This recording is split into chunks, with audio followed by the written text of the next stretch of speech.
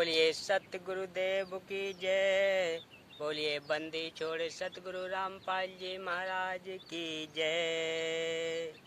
हाँ तो श्रोता बंधुओं, आज मैं आप लोगों के सामने संत रामपाल जी महाराज की पुस्तक गीता तेरा ज्ञान अमृत, इसी के विषय में दो शब्द कहने जा रहा हूँ, तो सुनिए बड़ी गौर से।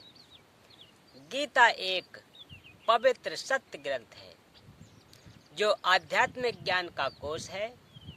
इसे वर्तमान में हिंदुओं के ग्रंथ के नाम से जाना जाता है।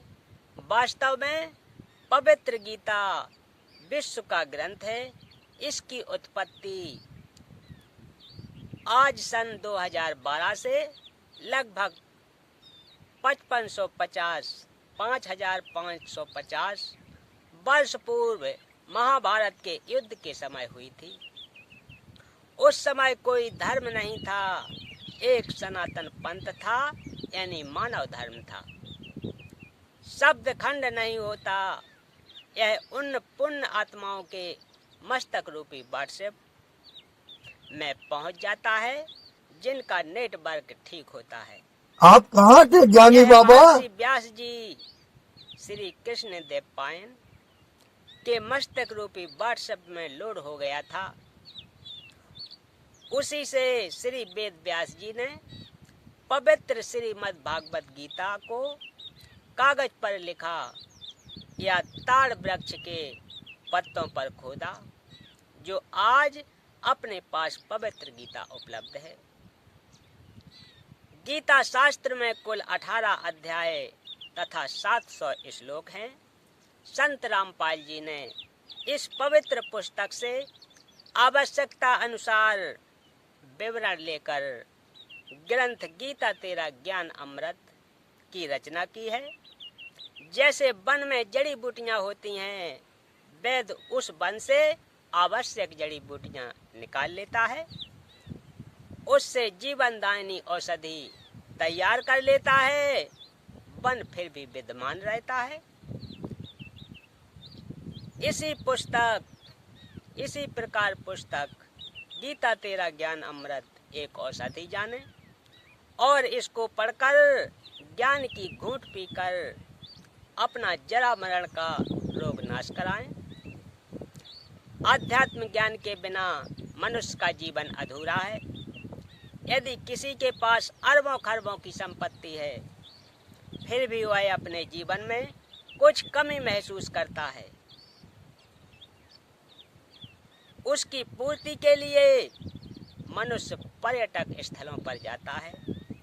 उस समय उसको कुछ अच्छा लगता है, परंतु उससे पूरा जीवन अच्छा नहीं हो सकता, ना ही इससे आत्म कल्याण हो सकता है। 2-3 दिन के पश्चात पुनः वही दिनचर्या प्रारंभ हो जाती है, फिर भी कुछ अधूरा सा लगता है। वह कमी परमात्मा की भक्ति की है। उसकी पूर्ति के लिए विश्व का धार्मिक मानव अपनी परंपरागत साधना करता है। यदि उस साधक की वह साधना शास्त्रों के अनुकूल है तो लाभ होगा। यदि शास्त्र विधि को त्याग कर मनमाना आचरण अर्थात मनमानी साधना करते हैं तो वह गीता अध्याय 16 श्लोक 23-24 के अनुसार व्यर्थ है। न साधक को सुख प्राप्त होता है, न सिद्धि प्राप्त होती है, न परम गति प्राप्त होती है, अर्थात व्यर्थ साधना है। कुछ श्रद्धालु किसी गुरु से दीक्षा लेकर भक्ति करते हैं।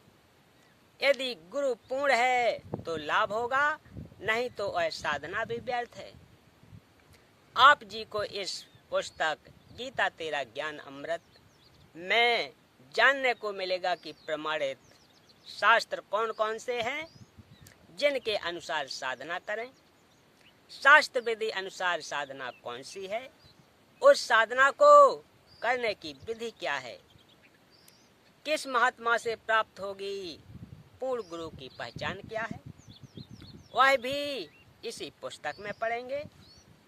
यह पुस्तक विश्व के मानव को एक करेगी, जो धर्मों में बंटकर आपस में लड़ कर मर रहा है। गीता शास्त्र किसी धर्म विशेष का नहीं है। यह तो मानव कल्याण के लिए उस समय प्रदान किया गया था जब कोई धर्म नहीं था, केवल मानव धर्म था। संत रामपाल जी महाराज का नारा है, जीव हमारी जाति है, मानव धर्म हमारा, हिंदू मुस्लिम सिख ईसाई धर्म नहीं कोई न्यारा। जैसे बाबा नानक जी का जन्म पवित्र हिंदू धर्म में श्री कालूराम मेहता के घर खत्री अरोड़ा कुल में हुआ था। श्री बिजलाल पांडे से श्री नानक देव जी ने गीता का ज्ञान समझा और उनके द्वारा बताई भक्ति कर रहे थे। विष्णु तथा शंकर जी की पूजा करते थे। अन्य सर्व देवों की भी भक्ति करते थे, जो हिंदू धर्म में वर्तमान में चल रही है। श्री नानक जी सुल्तानपुर शहर में वहाँ के नवाब के यहाँ मोदी खाने में नौकरी करते थे। शहर से लगभग आधा 1 किलोमीटर दूर बेई नदी बहती थी। प्रतिदिन श्री नानक देव साहब जी उस दरिया में स्नान करने जाते थे। परमात्मा अच्छी आत्माओं को जो दृढ़ भक्त होते हैं उनको मिलता है। अधिक प्रमाण आप जी इसी पुस्तक में पढ़ेंगे। उसी विधान अनुसार परमात्मा श्री नानक देव जी साहब जी को मिले, उनको तत्व ज्ञान बताया। सत्य साधना जो शास्त्र अनुकूल है उसका ज्ञान कराया। श्री नानक देव जी की संतुष्टि के लिए उनको अपने साथ ऊपर अपने शाश्वत स्थान अर्थात सचखंड में लेकर गए। सर्व ब्रह्मांडों का भ्रमण कराकर यथार्थ भक्ति विधि बताकर सनातन भक्ति को पुनः स्थापित करने का आदेश दिया। 3 दिन पश्चात श्री नानक देव जी को वापस जमीन पर छोड़ा। उसके पश्चात श्री नानक देव जी ने हिंदू धर्म में चल रहा मनमाना आचरण बंद करके गीता शास्त्र अनुसार साधना का प्रचार करके यथार्थ भक्ति का प्रचार किया। परमात्मा की सत्य साधना करने के लिए सर्वप्रथम गुरु का होना अति अनिवार्य है। इसी का पालन करते हुए श्री नानक जी ने शिष्य बनाने शुरू किए। स्वयं वे गुरु पद पर विराजमान थे। श्री नानक जी के शिष्यों को पंजाबी भाषा में सिख कहते हैं, जिस कारण से उनकी अलग पहचान बन गई और वर्तमान में उन अनुयायियों के समूह ने धर्म का रूप ले लिया।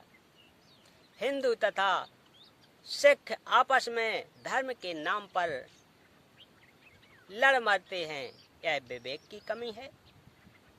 भक्ति कोई करो लेकिन गुरु बनाना आवश्यक है। राम कृष्ण से कौन बड़ा, उन्होंने भी गुरु कीने, 3 लोक के बेधनी, गुरु आगे आधीन। जो हिंदू श्रद्धालु बिना गुरु के मनमाना आचरण करते हैं, उनको कहा है कि आप जी श्री राम तथा श्री कृष्ण जी से बड़ा तो किसी को नहीं मानते। वे 3 लोक के धनी अर्थात मालिक होते हुए भी गुरु धारण करके भक्ति किया करते थे तथा अपने अपने गुरुदेव के चरणों में दंडवत प्रणाम किया करते थे। श्री रामचंद्र जी के गुरुजी ऋषि वशिष्ठ जी थे तथा कृष्णचंद्र जी के गुरुजी ऋषि दुर्वासा जी थे। संदीपनी ऋषि तो अक्षर ज्ञान कराने वाले अध्यापक थे। ऋषि दुर्वासा जी आध्यात्मिक गुरु श्री कृष्ण जी के थे।